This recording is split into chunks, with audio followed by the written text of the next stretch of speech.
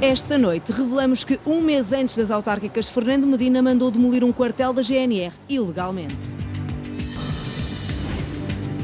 No último programa, mostramos-lhe as barreiras legais e políticas que limitam a investigação jornalística. E verá que ainda não é possível conhecer os privados que irão beneficiar dos mais de 16 mil milhões de euros da bazuca europeia. Boa noite. A um mês e meio das últimas eleições autárquicas, a Câmara de Lisboa, liderada por Fernando Medina, demoliu um quartel da GNR em Alcântara sem a autorização da Direção-Geral do Tesouro e Finanças. A demolição ilegal aconteceu apenas 15 dias depois do Ministério da Administração Interna ter dado ordem à GNR para ceder o quartel à Câmara da Capital. Uma pressa difícil de entender à beira das eleições, sobretudo porque o pedido de cedência deste imóvel, avaliado em mais de 80 mil euros, se arrastava há 12 anos. Por trás do muro, a ponte vigia o que resta do antigo quartel da Junqueira, também conhecido como Posto Franco da GNR. Sobraram as pedras de um imóvel que foi demolido há 3 meses, num processo que levanta dúvidas, desde logo pela rapidez com que o Ministério da Administração Interna resolveu um problema que se arrastava há mais de uma década na Câmara Municipal de Lisboa. Com uma área total de 1.886 metros quadrados, na Rua Junqueira, em Alcântara, mesmo em frente ao Hospital Egas Muniz, este edifício foi cedido ao município de Lisboa, a 15 de julho. Antes estava na posse administrativa da GNR, que garante que o Ministério da Administração Interna foi quem determinou a entrega. Mas a lei estabelece que o processo tem de passar pela Direção-Geral do Tesouro e Finanças, o que não aconteceu. É completamente ilegal. A Direção-Geral está, permita-me a expressão, a leste desta situação, não autorizou a cedência e, portanto, há um Ministério da Administração Interna que, ao arrepio de todas as competências que tem, está a fazer aquilo que não pode fazer e a ceder, ou a dizer à GNR para ceder um imóvel, quando esse próprio Ministério tem a obrigação de saber que não pode ceder ele, por si só, qualquer tipo de imóvel que pertence ao domínio privado do Estado. A Direção-Geral do Tesouro e Finanças garante que só teve conhecimento da entrega do quartel à Câmara de Lisboa no final de julho. Acrescenta que, nessa altura, notificou a Secretaria-Geral do Ministério da Administração Interna e a Câmara Municipal de Lisboa de que o referido auto de entrega carecia adicionalmente de enquadramento legal, uma vez que a GNR não teria competência para o ato praticado. Diz ainda que a GNR deveria ter devolvido o quartel ao Estado a partir do momento em que deixou de o utilizar. Nos termos do Código de Procedimento Administrativo, esta cedência é nula porque é um ato totalmente estranho às atribuições do Ministério da Administração Interna. O Ministério da Administração Interna não tem sequer competência, não tem atribuições para se substituir à Direção-Geral e ao Ministério. Apesar de no local não existir nenhuma indicação do que vai ser construído, a Câmara Municipal de Lisboa adianta que aqui irá nascer um espaço verde de uso público, como está previsto no Plano de Pormenor do Centro de Congressos de Lisboa, já publicado em Diário da República desde agosto de 2009. Um plano que, já nessa altura, previa a demolição das estruturas que aqui existiam. Também não podia ter sido feita pela simples razão que a cedência nos termos da lei, é sempre precária. E, portanto, é uma cedência, não é uma venda, não é uma transmissão. A Câmara não passou a ser a proprietária daquele imóvel. Portanto, no máximo, temos uma cedência ilegal, porque não foi autorizada pela entidade competente. E depois, pior que isso, temos um município que, sem qualquer título que legitimasse a sua propriedade, manda demolir aquilo como se fosse seu. E, portanto, naturalmente, esta demolição é completamente ilegal. O município de Lisboa fez aquilo que não podia fazer, que era estar a mandar demolir o que pertence, ou que pertence a outrem e que não lhe pertencia ainda a esse mesmo município. De acordo com a Câmara de Lisboa, passaram 12 anos desde que o plano de pormenor que previa a demolição foi publicado. Em 12 anos, nada aconteceu. Agora, em menos de um mês, a GNR cedeu o quartel à Câmara. O município garante que o edifício não tinha condições de segurança e salubridade e acrescenta que desde 2008 avisou várias vezes a Direção-Geral do Tesouro e Finanças para a urgência de autorizar a cedência do imóvel. A GNR confirma ter recebido uma ordem do secretário de Estado adjunto da Administração Interna para ceder outros 14 imóveis ao Turismo Fundos, sociedade gestora do Fundo Revive Natureza. Apesar da insistência do 6 às 9, o Ministério da Administração Interna nunca respondeu. A Direção-Geral do Tesouro e Finanças diz que está a analisar os termos para corrigir a situação irregular que foi criada. A português significa que estamos a ver como é que vamos resolver esta mesma situação, de forma agora a cobrirmos, isto é, justificarmos aquilo que foi feito. O certo é que o quartel já foi demolido. 3 meses depois, não há nenhum sinais da mesma pressa em construir qualquer jardim.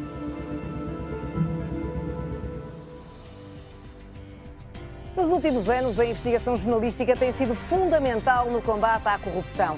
E o certo é que ainda esta semana foi revelado um relatório global que mostra que Portugal foi o único país da Europa Ocidental que caiu em 3 parâmetros que avaliam o desempenho democrático.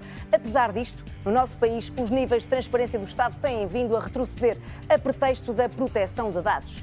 E enquanto os segredos são mantidos, o acesso à documentação pública é cada vez mais limitado. Se não, vejamos.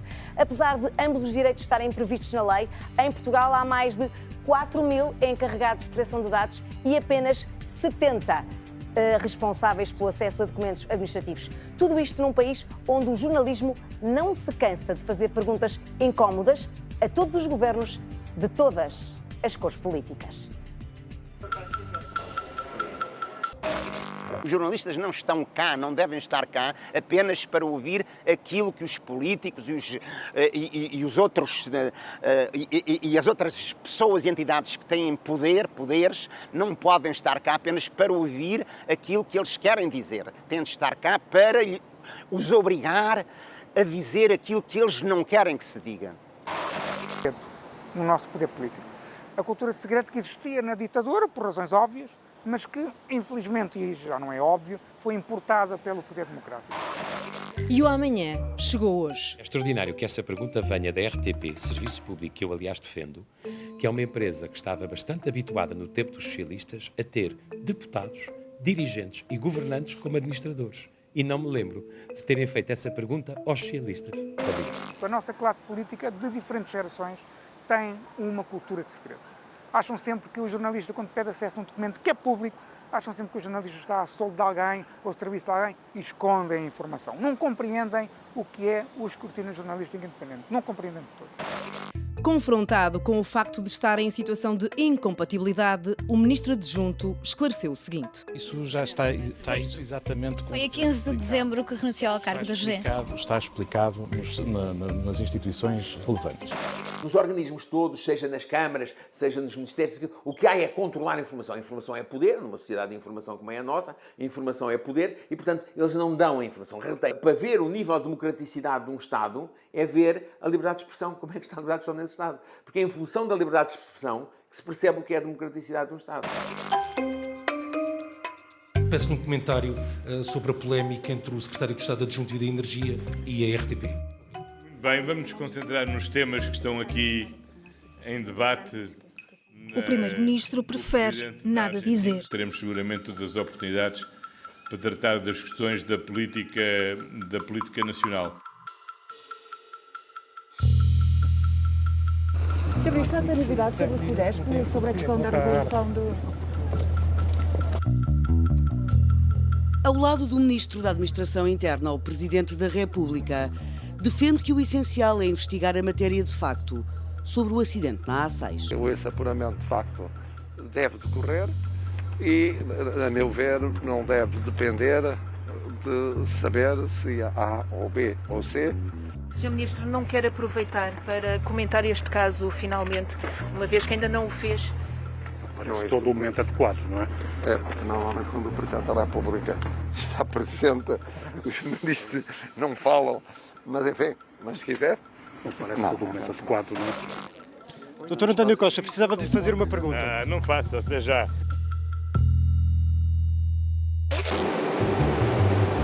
A liberdade de imprensa é um dos pilares básicos da democracia e está garantida em várias leis, a começar desde logo pela Constituição da República Portuguesa. Não sendo letra morta, a liberdade de imprensa esbarra ainda assim diariamente em vários obstáculos, sentidos sobretudo pelos jornalistas que se dedicam a escrutinar o poder. José António Cerejo é jornalista há 42 anos. Foi o primeiro a investigar e a noticiar um conjunto de indícios que comprometiam José Sócrates em escândalos de corrupção e tráfico de influências. Foi também ele que desvendou o célebre caso Tecnoforma, que envolvia o ex-primeiro-ministro Passos Coelho e o então ministro Miguel Relvas. Também investigou o antigo autarca Luís Correia e a mulher, deputada do PS, num esquema de contratação pública na Câmara de Castelo Branco, em que favorecia o próprio pai. A investigação jornalística abriu caminho à perda de mandato do autarca. Ao longo das últimas décadas, José António Cerejo levou a tribunal vários políticos que o impediram de aceder à informação pública, essencial ao seu trabalho de escrutínio democrático. Um deles foi o atual primeiro-ministro. Foi uma experiência que eu tive quando António Costa era Presidente da Câmara de Lisboa e que, ao longo de 2 anos e meio, eu tive que andar a batalhar em tribunais com o advogado que representa o Jornal Público, onde eu trabalhava e onde ainda colaboro, apesar de reformado. Ele foi até ao Tribunal Constitucional 2 vezes para não me entregar documentos que o Tribunal Constitucional e os outros tribunais acabaram por o obrigar a dar. E o argumento dele era inacreditável, que era este: transparência da administração pública é um empecilho à governação. Era um entendimento do Dr. António Costa. E ele defendeu isto através de um advogado, naturalmente, nos tribunais. E perdeu até 2 vezes no Tribunal Constitucional. Primeiro numa secção e depois numa conferência de juízes. E o objetivo sempre era impedir-te o acesso à informação que era pública. Acesso à informação, porque ele entendia, e provavelmente continua a entender, que a informação é prejudicial ao exercício da atividade política. Mais recentemente, este jornalista viveu um episódio com outra autarca, que a própria entidade reguladora para a comunicação social acabou por qualificar como um lapso inexplicável. A investigação jornalística arrastou-se 2 anos e meio, até que o Presidente da Câmara deixou de ser Presidente da Câmara, de Aguiar da Beira. E o senhor entendia que não tinha que me responder a perguntas concretas sobre a gestão daquele município. E o senhor entendeu que não tinha que me responder. Depois entendeu que não tinha que me dar documentos, porque eu comecei a pedir documentos. Esses documentos acabaram por me ser dados 1 ano depois, muitos meses depois, porque o assunto foi a tribunal. Mas ao tribunal eu não pude levar, porque isso não está previsto na lei. Eu não pude levar a questão dele não responder às minhas perguntas. Essa questão eu levei-a à entidade reguladora para a comunicação social. O que acontece é que esta autoridade, 21 meses depois, chegou à conclusão de que, apesar do comportamento do senhor autarca constituir uma contraordenação, a lei não prevê qual a multa que lhe deve ser aplicada. Como a lei não prevê qual a multa que lhe deve ser aplicada, não se lhe aplica a multa. Perguntámos à entidade reguladora da comunicação social o que fez, entretanto, para corrigir este autodenominado lapso inexplicável do legislador. Aparentando estarmos em presença de um lapsus calami do legislador, a ERC não deixará de o referenciar no âmbito do trabalho de levantamento das necessidades de alteração legislativa a decorrer internamente, que será, em tempo oportuno, endereçado à Assembleia da República. A resposta da ERC acontece 2 meses depois de José António Cerejo ter denunciado o problema. Era uma obrigação indiscutível dessa entidade ir junto do poder legislativo e bater-se, não posso dizer exigir, porque não se pode exigir, mas enfim, bater-se pela alteração dessa lei, nomeadamente estabelecendo as tais coimas. Mas as alterações que tardam perpetuam problemas que atravessam redações. Luís Rosa é jornalista há 22 anos. Foi ele que revelou que o presidente da Câmara de Oeiras, Isaltino Moraes, tinha contas bancárias na Suíça. A investigação converteu-se num processo e o autarca acabou condenado e preso. Luís Rosa foi também autor de várias notícias sobre os beneficiários do saco azul do Grupo Espírito Santo, como o caso ainda em investigação do ex-ministro da Economia de José Sócrates, Manuel Pinho. O caso mais grave que me obrigou a colocar praticamente um governo inteiro em tribunal, com exceção do Ministro da Agricultura, foi no tempo do governo José Sócrates. Eu queria ter acesso a toda a documentação relativa à contratação de serviços jurídicos por parte de gabinetes ministeriais e por parte da Administração Central. Todos os ministros, praticamente todos, nem sequer responderam ao meu requerimento. Estamos a incluir ministros do atual governo? Alguns deles, sim. alguns deles sim, ao fim de 3 anos, depois de ter uma decisão positiva do Tribunal Administrativo, do Tribunal Central Administrativo Sul, segunda instância, e também do Supremo Tribunal Administrativo, finalmente tive acesso à documentação com um episódio também caricato pelo meio, que foi o então Ministro da Presidência do Conselho de Ministros deu o relatório que compilou primeiro um Jornal da Concorrência e só depois é que me deu acesso aos documentos. Luís Rosa e José António Cerejo estão entre os jornalistas que, além dos tribunais, mais vezes recorreram à Comissão de Acesso a Documentos Administrativos, criada em 1993, com o objetivo de garantir o acesso à informação pública a todos os cidadãos. A lei que lhe deu origem, a LADA, tem assim quase 30 anos, mas a maioria dos portugueses parece desconhecê-la e os jornalistas também, basta contar pelo número de queixas enviadas a este organismo. Este ano houve até hoje 21 queixas de jornalistas. Portanto, esse é um universo pequeno, não é? É um universo pequeno. 21 queixas de jornalistas. Repare, 21 queixas de jornalistas e não quer dizer que sejam 21 queixas de jornalistas diferentes. Porque pode um mesmo jornalista ter apresentado várias queixas. A falta de preocupação com o acesso à informação pública mede-se ainda por outro indicador. Para 4.131 organizações que dizem terem encarregados de proteção de dados, num universo de milhares de instituições públicas, há apenas 70 responsáveis pelo acesso à informação. E isto apesar da lei dizer expressamente desde 93 que cada órgão ou entidade pública deve designar um responsável a quem compete organizar e promover a divulgação ativa de informação. A grande diferença é que, enquanto a lei que regula a proteção de dados prevê coimas até 10 milhões de euros para as instituições que não tenham um encarregado por este tratamento, a lei que regula o acesso aos documentos administrativos não prevê qualquer sanção para a ausência deste responsável. Estes dois direitos constitucionalmente garantidos estão em conflito há anos e a única consequência tem sido a constante perda de transparência. Mas, confrontada com este problema, a Ministra da Modernização do Estado e da Administração Pública respondeu-nos apenas o seguinte. Esta área governativa não teve nenhuma informação que justificasse uma ação ou alteração sistémica dos procedimentos atualmente em vigor por parte dos serviços para cumprimento da LADA. Sérgio Pratas foi assessor jurídico da Comissão de Acesso a Documentos Administrativos entre 2001 e 2011.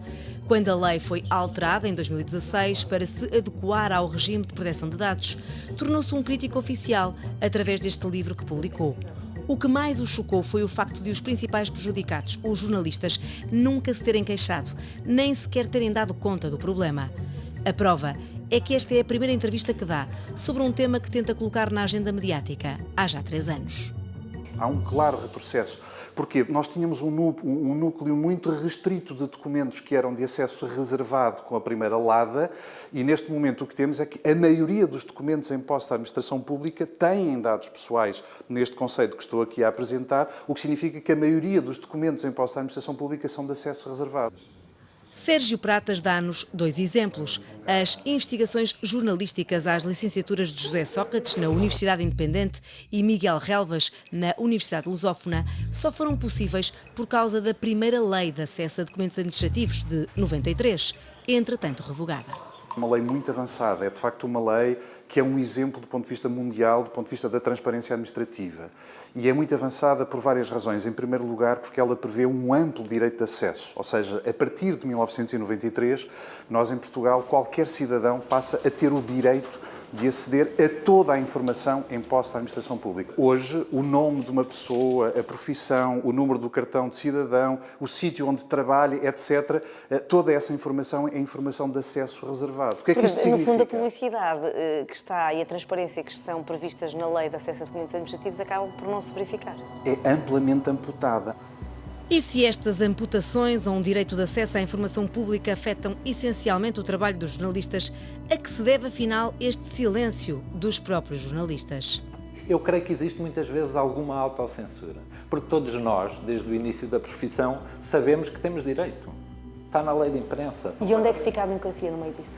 A democracia fica lesada. O relatório da Amnistia o que diz é que se utilizou a Covid para muitas vezes os poderes públicos fazerem alguma censura ao trabalho jornalístico.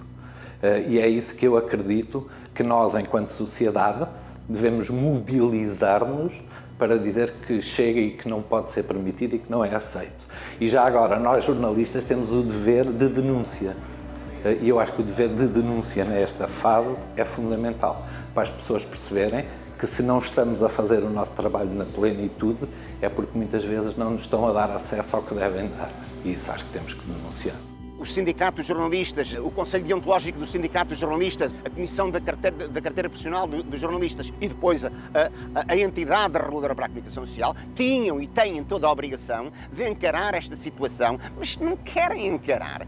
Estão-se um pouco borrifando porque estão mais habituados a vir ouvir aquilo que os políticos têm para lhe dizer, que lhes querem dizer, do que a perguntar-lhes aquilo que eles não querem dizer. Temos também um grupo de trabalho dentro da Comissão da Carteira de Alterações Legislativas que tem estado a fazer a releitura do Estatuto de Jornalista. Temos já muitas alterações bastante consubstanciadas e tínhamos uma reunião marcada com o Secretário de Estado para apresentar algumas destas alterações legislativas que foi adiada no dia a seguir ao chumbo do orçamento e, portanto, aguardemos.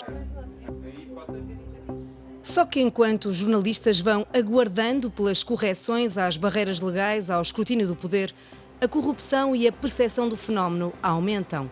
Ainda esta semana, um relatório feito pelo Instituto Internacional para a Democracia e Assistência Social, que mede o desempenho democrático de 158 países desde 75, revela que Portugal foi o único país da Europa Ocidental que caiu em 3 parâmetros: independência judicial, ausência de corrupção e igualdade perante a lei. Uma realidade que o ex-ministro socialista João Cravinho antecipa há décadas. Em 2006, apresentou um pacote legislativo anticorrupção que foi travado pelo próprio PS, à época liderado por José Sócrates. Hoje, confessa, a corrupção é ainda mais difícil de combater. Hoje em dia, o que se pode fazer para esconder, para simular, para, no fundo, proteger o indivíduo que, de facto, muitas vezes não vive de outra coisa, senão de moscambilhas várias, à custa do dinheiro do Estado, fundamentalmente, e às vezes dos outros particulares também. Não é? Hoje em dia, a evolução é tal que, de facto, houve um aumento de corrupção natural. João Cravinho não esquece que foi o atual governo que aprovou uma estratégia nacional de combate à corrupção, mas das ideias no papel à prática, o ex-ministro socialista já tirou ilações. Estamos a falar da Estratégia Nacional de Corrupção, Anticorrupção, 2020-2024. Já lá vão 2 anos. Cravinho levou uma vida inteira a pedir urgência no ataque à corrupção e sabe que a transparência na administração pública é essencial nesse combate. Por isso pede uma nova lei de acesso a documentos administrativos que siga o exemplo inglês.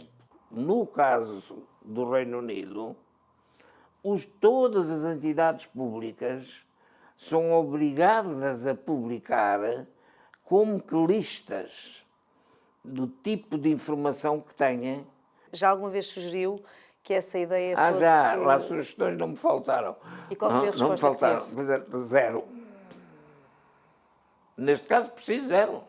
E falou com quem, posso perguntar-lhe? Olha, no Parlamento. E não teve qualquer feedback? Nem comentários, veja lá como as coisas são.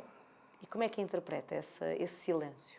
Bom, repara, há uma acomodação muito grande. Mas para Francisco Teixeira da Mota, o problema não está na lei.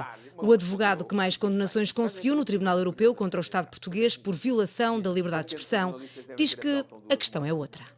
O principal problema é na prática, na vontade política, na realidade. Não é na lei, mas temos muitas falhas e temos muito pouca cultura. Era importante, por exemplo, a nível do governo, a nível central, fosse implementada uma política proativa de divulgação de informação. Nas autarquias, criar-se essa cultura, mas não existe de todo em todo. Aquilo são pequenos feudos, são as quintas, e quando uma pessoa tenta entrar na quinta, imediatamente aquilo fecha e tenta evitar.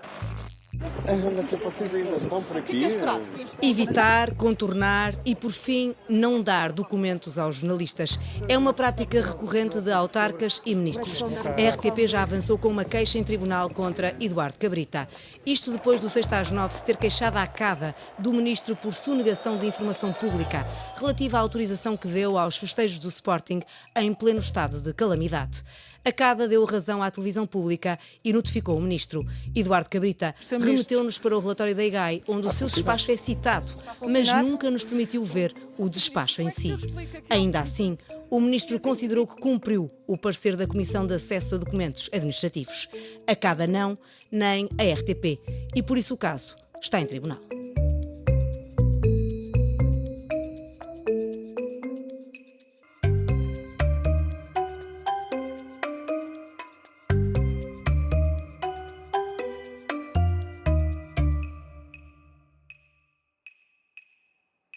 Cá está, ministros em tribunal, as expensas dos órgãos de comunicação social que têm assim de pagar para aceder à informação pública. São situações limite, mas não são de todo raridades. Diariamente, os jornalistas confrontam-se com inúmeros obstáculos no acesso à informação pública, seja nos tribunais, nos ministérios ou nas autarquias. As dificuldades aumentam quando o imperativo é vigiar a despesa pública. O 6/9 nunca, mas nunca se cansou de perguntar nada a nenhum governante. E ultimamente não parou de perguntar quem são os reais beneficiários dos mais de 16 mil milhões de euros da chamada bazuca europeia. A lot of work ahead of you. Now I can go to the bank? You can go to the bank. Thank you. Bem geridos, geridos com transparência, geridos com responsabilização evidente e rápida daqueles que violarem a Constituição, a lei, o direito europeu ou as exigências do dever de boa administração. Serão e deverão ser os milhões mais escrutinados pelos portugueses e pelos jornalistas. A transparência foi garantida pelo Primeiro-Ministro no dia em que apresentou o portal Mais Transparência. Permitir que cada uma e cada um dos cidadãos portugueses possa ele próprio acompanhar e fiscalizar a execução deste plano. Ao consultar o portal onde constam a atribuição dos fundos europeus, estão também discriminadas as 3 dimensões estruturantes do PRR, conhecido por bazuca: resiliência, transição climática e transição digital. O grosso dos 16,6 mil milhões de euros são para investimento público. Apenas cerca de 30% do bolo, 4,6 mil milhões, irão diretamente para as empresas. Também é aqui que podemos consultar a verba disponível e a que já foi contratualizada, mas não vemos ainda quais os privados que irão realmente beneficiar da bazuca. A Associação Transparência e Integridade considera fundamental ter toda a informação acessível. Nós gostaríamos que houvesse uma interoperabilidade dos dados, ou seja, que os dados do PRR e todas as contratações que forem feitas ao abrigo do PRR também estejam acessíveis de uma forma integral, gratuita e que possam ser devidamente escrutinados. A estrutura Missão Recuperar Portugal justifica a ausência de toda a informação neste site, com os prazos definidos para a atribuição do dinheiro. Primeiro, está a contratualizar os investimentos do PRR com 50 entidades públicas e isso já se vai podendo consultar neste site. Mas depois, essas entidades irão distribuir o dinheiro pelos beneficiários finais, como as escolas, as câmaras ou os hospitais. Só no fim é que esses beneficiários irão celebrar contratos com os privados para lhes fornecerem os bens ou os serviços necessários para o cumprimento dos projetos no âmbito da bazuca. E serão esses os contratos que ainda não estão, mas que irão aparecer no portal base, onde estão publicados todos os contratos públicos. À data de hoje, ao pesquisarmos a sigla PRR, aparecem pouco mais de 20 resultados. O problema é que desde o início de outubro há um apagão no base. Para respeitar a Lei de Proteção de Dados, o INPIC, a entidade que gera o portal, retirou a possibilidade de consulta dos contratos que mantinham visíveis moradas, números de telefone e de cartão de cidadão. Mas será que fica comprometida a possibilidade de investigar irregularidades e abusos na contratação pública? Há uma harmonização entre ambas as realidades e, portanto, veja, Na contratação pública temos que divulgar os candidatos que vencem, eventualmente, mas devemos nos limitar ao estritamente necessário para assegurar a transparência e o controle democrático de uma sociedade, nomeadamente sabendo quem é a empresa, quem é o candidato que concorre. Para além disso, a própria lei também diz que a proteção de dados não prejudica o direito à informação dos jornalistas.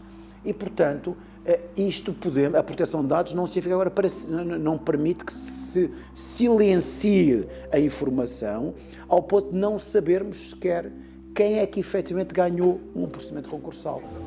O INPIC garante ao 6/9 que todos os dados relevantes de cada contrato, como as entidades, o tipo de procedimento, o preço e o prazo, continuam a constar na área pública do base, garantindo assim a transparência. O certo é que o conflito entre as duas leis, que garantem o acesso à informação pública e a proteção de dados, limita diariamente a ação dos jornalistas. Ainda esta semana, o 6/9 tentou consultar vários processos de atribuição de licenças na Direção-Geral de Energia e Geologia. Passaram 2 semanas entre o pedido e o agendamento, mas o maior obstáculo não foi esse. Ao tentarmos consultar os documentos, fomos proibidos por alegadamente a maioria conter dados pessoais. Isto apesar da autorização ter sido dada pelo responsável pelo acesso à informação da DGEC. No e-mail de resposta, é o próprio quem escreve que o interesse dos jornalistas no acesso às fontes de informação é sempre considerado legítimo para efeitos de direito de acesso à informação procedimental. Só que quem regula o acesso aos documentos na DGEG é também quem é responsável por os proteger. Qualquer cidadão pode consultar os rendimentos dos titulares de cargos políticos aqui no Tribunal Constitucional, mas quem o faz são sobretudo os jornalistas. Estas declarações são uma ferramenta essencial para o escrutínio do poder, mas desde outubro de 2019, altura em que este tribunal passou a adaptar-se à Lei da Proteção de Dados, que de cada vez que pedimos consulta a uma declaração de rendimentos, os funcionários da secção responsável têm de rasurar todos os dados pessoais. E assim, jornalistas e cidadãos têm cada vez menos informação para escrutinar efetivamente os agentes do poder político que estão, obrigados por lei, a declarar todos os rendimentos oferidos, contas bancárias abertas e sociedades nas quais participam. Limitações e obstáculos no acesso à informação que se multiplicam por diversas formas em tribunais de todo o país. É muito frequente pedirmos consulta de processos que não estão em segredo de justiça, mas cuja autorização tarda por falta de tempo de um procurador ou juiz. E não raras vezes é apenas permitida a consulta e não a cópia ou reprodução dos documentos que não estão em segredo de justiça. Tempos de espera são o dia-a-dia dos jornalistas que se recusam a noticiar sem verificar fontes documentais. Semana após semana repetimos telefonemas, insistimos por e-mail para ministérios, instituições públicas, sempre a pedir informações exigíveis por lei que às vezes nunca chegam, convertendo-se num silêncio, à espera que o jornalista desista de perguntar. O jornalismo nunca desiste e eu nunca desistirei de estar aqui e levar o jornalismo o melhor que sei e posso até si. Custa o custar, doa a quem doer.